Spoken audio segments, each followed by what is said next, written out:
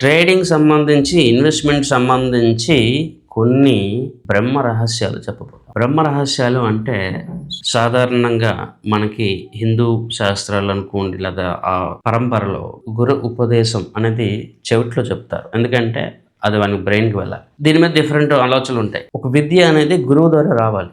కానీ రాను రాను స్టాక్ మార్కెట్, ఇన్వెస్ట్‌మెంట్ అనేది ఎలా పడితే అలా తయారైపోయింది. చెప్పే గురువు చెప్పే విధానికి చెప్పట్లేదు. తెలుసుకునే వాళ్ళు సరిగ్గా తెలుసుకోవట్లేదు. ఈ బ్రహ్మ రహస్యం తెలుసుకోకపోతే స్టాక్ మార్కెట్‌లో గాని, ఇన్వెస్ట్‌మెంట్‌లో ఎవరు కూడా ఎక్కువగా వెల్త్ క్రియేషన్ చేయలేరు. పైగా నష్టపోతారు. అవి చాలా చాలా సింపుల్ రహస్యాలు. స్ట్రాటజీస్, టెక్నికల్స్, ఆ రోబోస్ అవన్నీ పక్కన పెట్టేసేయండి. నేను చెప్పే సింపుల్ థింగ్స్ వినండి. ఫస్ట్ థింగ్, మీరు ఏదైనా ప్రొడక్ట్‌లో లేదా ఏదైనా ట్రేడింగ్‌లో మీరు ఒకవేళ తెలుసుకోవాలి, ట్రేడ్ చేయాలి, ఇవన్నీ మీకు ఆలోచన ఉండేటప్పుడు మీరు ఒక వ్యక్తి కాదు 100 మంది వ్యక్తులకి మీరు కాంటాక్ట్ అవ్వండి. చెప్పండి, అడగండి, తెలుసుకోండి, ఇన్వెస్ట్‌మెంట్ చేయండి. తప్పు లేదు. కానీ ఒకసారి డెసిషన్ తీసుకుని ఇన్వెస్ట్‌మెంట్ చేసిన తర్వాత పొరపాటున కూడా వేరే వ్యక్తితో మాట్లాడొద్దు.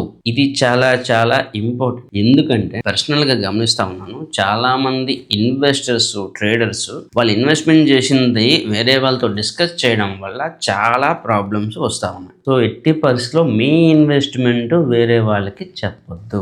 వాళ్ళు మంచి వాళ్ళు అయి ఉండొచ్చు, చెడ్డ వాళ్ళు అయి ఉండొచ్చు, వాళ్ళకి జెలసీ ఉండొచ్చు, ఏదైనా అయి ఉండొచ్చు.